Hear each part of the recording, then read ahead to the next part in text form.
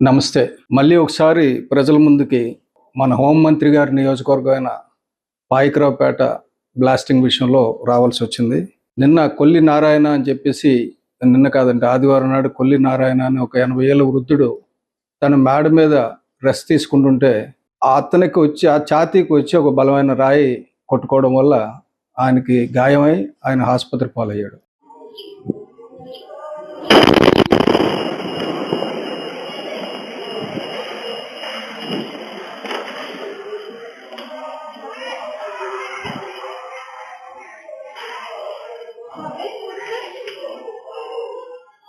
అంటే ఒక blasting area నుంచి ఒక రాయి వచ్చి ఒక ఇంటి మీద పడుతుందంటే దాని గురించి మనం చాలా సీరియస్గా ఆలోచించాల్సిన అవసరం ఉంది. ఎందుకంటే ఇండియాలో ఎక్కడైనా సరే ఏదైనా బ్లాస్టింగ్ జరగాలంటే దానికి bureau of Indian standards code ఒకటి ఉంటుంది. ఆ కోడ్ ప్రస్తుతం అమల్లో ఉన్న కోడ్ ఏంటంటే IS 4081/2013 అంటే 2013 సంవత్సరం నుంచి అమల్లో ఉంది. దీని ప్రకారంగా 500 మీటర్ల జోన్ని డేంజర్ జోన్గా డిక్లేర్ చేసి ఏ బ్లాస్టింగ్ జరిగినా ప్రతి ఒక్కరికి 500 మీటర్ల జోన్లో ఉన్న వాళ్ళకి డెఫినెట్గా ఇన్ఫార్మ్ చేయాలి.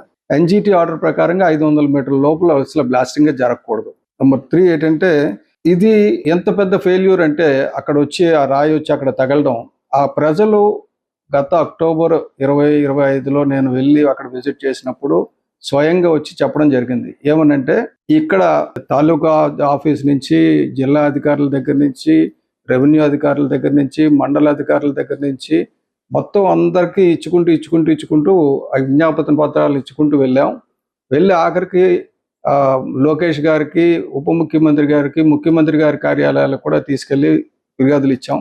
మా గోడ ఎవరు పట్టించుకోవడం లేదు, మా ఇంటి పక్కన కాలువ వెళ్తుంది, మేము కాలువకు వ్యతిరేకం కాదు, కానీ బ్లాస్టింగ్ చేస్తున్నారు, ఆ బ్లాస్టింగ్ వల్ల మాకు ఇళ్ళ బదులైపోతున్నాయి, మేము పడుకోలేకపోతున్నాం, పిల్లల పైకి వెళ్తున్నప్పుడు దెబ్బలు తగులుతున్నాయి అని చెప్తే అసలు బ్లాస్టింగ్ నార్మ్స్ ప్రకారంగా ఆ విలేజ్ అక్కడ ఉండకూడదు, లేదా కాలువ అక్కడ తవ్వకూడదు. పోలవరం కాలువ కాబట్టి పోలవరం కాలువ అక్కడే తవ్వాలనుకుంటే అప్పుడు ఆ విలేజ్ని ఎక్వైర్ చేసి ఉండాలి. ఆ గ్రామస్తులు ఎవరో ఎక్విజిషన్ వ్యతిరేకంగా లేరు. అది ఎక్వైర్ చేయకుండా గ్రామానికి 50 మీటర్ల దూరంలో వెళ్తున్న కాలువకి బ్లాస్టింగ్ న్యాచురల్ గా దగ్గరలోనే జరుగుతాయి, ఇళ్ళ దగ్గరలో జరుగుతున్నప్పుడు ఎవరైనా చెప్తే మరి పోలవరం కాలువ అడ్డుకుంటారా అంటే, పోలవరం కాలువ అంటే ప్రాణాల మీద సమాధుల మీద కట్టమని చెప్పలేదు కదా.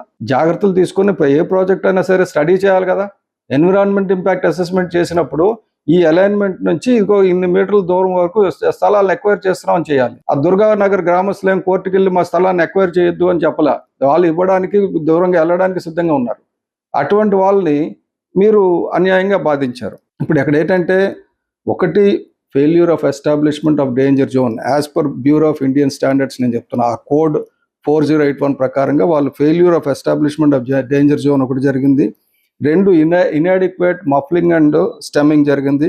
3 అన్కంట్రోల్డ్ బ్లాస్టింగ్ పారామీటర్స్ అవి జరిగింది. 4 lack of warning and communication to the people. ఈ 4 జరిగినాయి. దీనికి దోషులు ఎవరయ్యా అంటే జిల్లా కలెక్టర్ గారి దగ్గర నుంచి అసలు ప్రాజెక్ట్ ప్రొపోనెంట్ వరకు అందరూ దోషులే. సో దీనికి చట్టాలు రకరకాలుగా ఎక్స్ప్లోజివ్స్ యాక్ట్ 2008 ఉంది, మైన్స్ యాక్ట్ 1952 ఉంది, ఎన్విరాన్మెంట్ ప్రొటెక్షన్ యాక్ట్ 1986 ఉంది.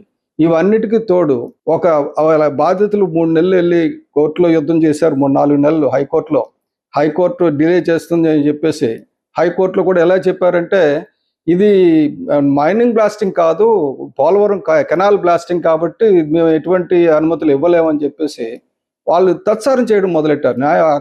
జడ్జి గారి పన్ను ఏదో ఒక ఆర్డర్ పాస్ చేసినా పర్వాలా, డిలే చేశారు 3-4 నెలలు. ఆ డిలే చేసిన తర్వాత బాధితులు విత్డ్రా చేసుకుని గత్యంతరం లేని పరిస్థితుల్లో NGTకి ఇస్తే NGTలో కూడా ఫైలింగ్లో కొంత డిలే జరిగింది.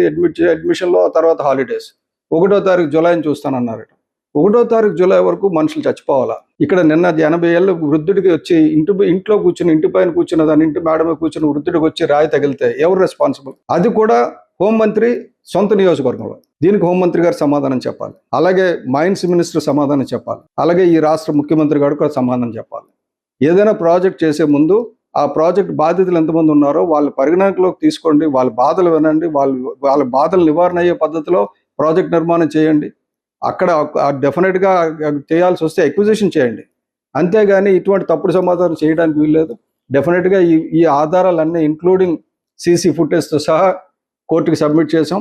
డెఫినెట్గా త్వరలో న్యాయం జరిగేటట్టు చేస్తాం. ఎంత పెద్ద గొడవైనా పడతాం. డెఫినెట్గా దుర్గానగర్ ప్రజల హక్కులను కాపాడతాం.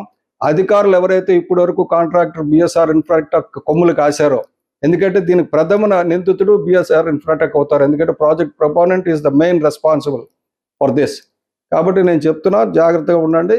ఇకనైనా కొద్దిగా ప్రజల మీద కనికరించండి. కానీ ఇప్పటి వరకు చేసిన దానికి మాత్రం శిక్ష తప్పకుండా పడుతుందని చెప్తూ దుర్గానగర్ వాసులందరికీ కూడా, ముఖ్యంగా అతను పెద్ద ఆయనకు కూడా నేను రిక్వెస్ట్ చేస్తున్నాను, కొల్లి నారాయణ గారికి కూడా క్షమించండి. ప్రభుత్వం తరఫున, ప్రజల తరఫున మీకు రిక్వెస్ట్ చేస్తున్నాను. Thank you.